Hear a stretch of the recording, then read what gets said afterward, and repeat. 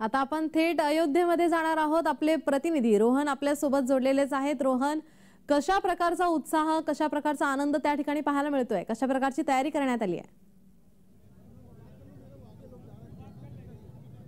नक्कीच खरं तर अवघे काही क्षण राहिलेले आहेत प्राणप्रतिष्ठाच्या मुख्य कार्यक्रमाला आणि आपण आता जिथे आहोत तो राम मंदिर कॉरिडॉर आहेत। आपण जर पाहिलं तर आकर्षक फुलांची रोषणाई जी आहे, फुलांची आरास जी आहे ती या ठिकाणी केलेली पाहायला मिळते आणि देशभरातील भाविकांची जे आहे, नागरिकांची जे आहे ते लक्ष सध्या या अयोध्येकडे लागलेलं आहे आणि या अयोध्ये नगरीचं हे चित्र आजचं पाहायला मिळतंय। ज्या मेन कॉरिडॉर पासून पंतप्रधान नरेंद्र मोदी आणि इतर VIP पाहुणे जे 7,000 येणार आहेत ते याच ठिकाणून येणार आहेत आणि त्यांच्या माध्यमातून ही सगळी प्राणप्रतिष्ठा सोहळा पार पडणार आहे। याची जय्यत तयारी जी आहे ती सध्या अयोध्या नगरीमध्ये पाहायला मिळते। आकर्षक फुलांची रोषणाई सध्या संपूर्ण अयोध्या नगरीमध्ये पाहायला मिळते। अक्षरशः दिवाळी जी आहे, दुसरी दिवाळी जी आहे ती दिवाळी साजरी करण्याचा प्रयत्न जो आहे तो हा सगळा अयोध्या नगरीमध्ये केला जातोय। संपूर्ण रस्ते चकाचक केले जात आहेत आणि देशभरातून नागरिकांना वाटतंय की रामलल्लांचं एक दर्शन घ्यावं आणि ह्याच रामलल्लांचं दर्शन घेण्यासाठी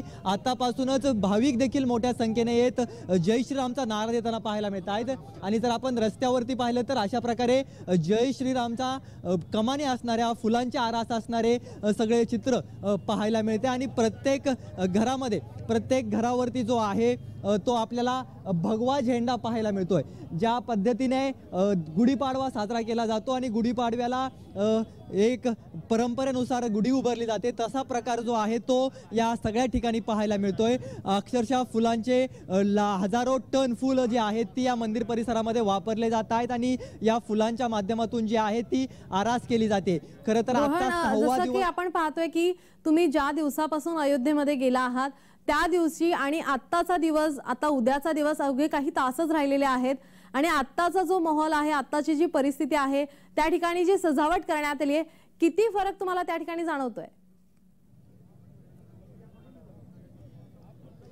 नक्कीच खरं तर गेल्या काही दिवसांपासून प्रचंड बदल जो आहे तो या संपूर्ण अयोध्या नगरीमध्ये झालेला पाहायला मिळतोय। अगदी रस्ते चकाचक करण्यापासून असेल, झाडांची जी आहे ती व्यवस्था करणे असेल, झाडांचं सुशोभीकरण पहिल्यांदाच कुठेतरी केलेलं आपल्याला पाहायला मिळतंय। कारण का झाडं सुद्धा अतिशय विद्युत रोषणाईने या सगळ्या रस्त्यांवरती केलेली पाहायला मिळत आहेत। स्वच्छता जी आहे ती संपूर्ण अयोध्या नगरीमध्ये मोठ्या प्रमाणामध्ये केली जाते आणि सगळ्यात महत्त्वाचा म्हणजे सुरक्षा व्यवस्था। संपूर्ण अयोध्या नगरीमध्ये सध्या हजारोंचा पोलीस बंदोबस्त आहे। विविध केंद्रीय पथकं जी आहेत ती पोलिसांची आलेली पाहायला मिळत आहेत। मी जर दृश्य दाखवली तर आपल्याला या समजेल की हा संपूर्ण गजबजलेला रस्ता पोलिसांनी गजबजलेला आहे आणि आताच्या घडीला देखील संपूर्ण रस्त्यावरती जे आहेत ते अशा प्रकारचे केंद्राचे विविध तपास यंत्रणा असतील, उत्तर प्रदेश पोलिसांची पथकं असतील, ATS पथकं असेल, हे सगळ्यांच्या टीम ज्या आलेल्या पाहायला मिळत आहेत आणि SPGSच्या टीम ज्या आहेत त्या पंतप्रधानांच्या दौऱ्याआधी येत असतात। त्या SPGSच्या टीम देखील सध्या अयोध्येमध्ये आलेले पाहायला मिळत आहेत। त्यामुळे हा खूप मोठा बदल गेल्या काही दिवसांपासून मी तर अनुभवतोयच, परंतु अयोध्येतील प्रत्येक नागरिक हा संपूर्ण बदल अनुभवतोय। कारण का त्यांच्या जीवनामध्ये देखील ह्या मंदिरामुळे आणि राम मंदिराच्या प्राणप्रतिष्ठे सोहळ्यानंतर अभूतपूर्व असा सगळा बदल त्यांच्या आयुष्यामध्ये घडणार आहे आणि तो बदल स्वीकारण्यासाठी सध्या अयोध्येतील नागरिक देखील सज्ज झालेले पाहायला मिळत आहेत। त्यामुळे एकंदर प्रत्येकाच्या आयुष्यामध्ये हा फरक पडणार आहे आणि उद्याचा प्राणप्रतिष्ठा सोहळ्याकडे संपूर्ण देशाचं तर लक्ष लागलेलं आहेच।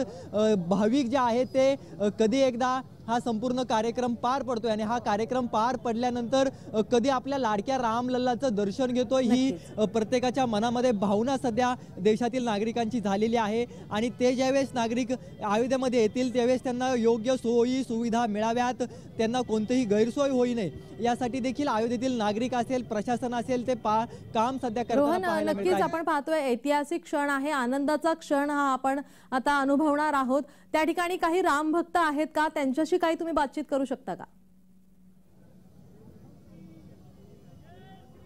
नक्कीच आपण पाहिलं तर वेगवेगळ्या ठिकाणाहून हे सगळे राम भक्त जे आहेत ते आलेले आहेत आणि अशा प्रकारे त्यांच्याकडून जी आहे ती जय श्रीरामचा नारा लगावला जातोय आणि हे सगळे राम भक्त अशा प्रकारे अयोध्या नगरीमध्ये दाखल झालेले आहेत। वेगवेगळ्या ठिकाणाहून येतात, आपण त्यांच्याशी बातचीत करूयात। कहाँ से आए हैं आप, क्या माहौल दिख रहा है अयोध्या में? कर्नाटका, हम्पी, ಕಿಸ್ಕಿಂದ ಅಲ್ಲಿ ಬಂದಿದ್ವಿ, ಇಲ್ಲಿ ಅಯೋಧ್ಯೆಗೆ ಬಂದಿದ್ವಿ. ಚೆನ್ನಾಗಿ ದರ್ಶನ ಆಗ್ತದೆ. ಇಲ್ಲಿರೋರೆಲ್ಲ ಒಳ್ಳೆ ಪ್ರೋತ್ಸಾಹ ಕೊಡ್ತಿದ್ದಾರೆ. हिंदी में बोल, हिंदी में। ಹಿಂದಿ ಬರಲ್ಲ ಗುರುಗಳು. कहाँ से आए आप? क्या उड़ीसा धाम से स्वयं सत्यप्रेम दास जय जगन्नाथ धाम से आया है। अभी कैसा माहौल लग रहा है? 500 साल के बाद जो है रामलला का मंदिर हो चुका है, भव्य मंदिर हो चुका है, कैसा माहौल देख रहे हैं? आनंद, बहुत प्रेम। जय श्री राम, जय श्री राम, जय जगन्नाथ। क्या बोलेंगे, बहुत आनंद लग रही है। गोंदिया महाराष्ट्रातून आहे आणि आजचा हा भव्य दिव्य सोहळा पाहून मन पूर्ण भरून आलाय, ज्याची आम्हा सर्वांना वाट होती. आज तो सोन्याचा दिवस उगवला आणि संपूर्ण विश्वामध्ये आता भगवान प्रभू श्री रामाचा हा जय जयकार आणि गुणगान हा एक विश्वाला मोठा संदेश आहे. जय जय श्रीराम, जय जय श्रीराम. किती 500 वर्षापासून मंदिर आपलं राहिलं होतं, ते मंदिर पूर्ण होतंय. संघर्ष सगळ्यांनी जवळून पाहिलेला आहे. एवढं मोठं भव्य दिव्य मंदिर डोळ्यांनी पाहिल्यानंतर काय भावना झाल्या? प्रत्येकाच्या मनातून आज एकच म्हणजे मोठा आवाज आणि एक उत्कर्ष सगळ्यांच्या मनामधून पाहायला मिळतोय. आणि हा आनंद पाहण्यासाठी आज आम्ही साक्षात या ठिकाणी उपस्थित आहोत. याच्यात आम्हाला सुद्धा आमचं मन भरून आलंय आणि आमचं जीवन सफल झालं असं वाटतंय. गोंदियावरून नक्कीच याची वाट जो आहे तो संपूर्ण देश गेल्या कित्येक दशकांपासून पाहत होता आणि त्यांचं हे स्वप्न जे आहे ते आता पूर्ण होतं. आणि हे स्वप्न पूर्ण होत असताना याची डोळा हे सगळं प्रत्येकाला बघायला मिळावं आणि हा सगळा अनुभव जो आहे, इथला माहोल जो आहे आणि इथली आध्यात्मिक शक्ती जी आहे ती अनुभवायला मिळावी, यासाठी देशभरातून भाविक जे आहेत ते आत्तापासूनच यायला सुरुवात झालेली पाहायला मिळते.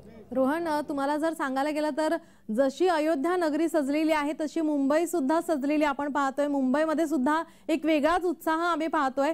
तिथली दृश्य, अयोध्येतील दृश्य आपल्या जय महाराष्ट्राच्या प्रेक्षकांसाठी तिथली दृश्य आपण दाखवाल?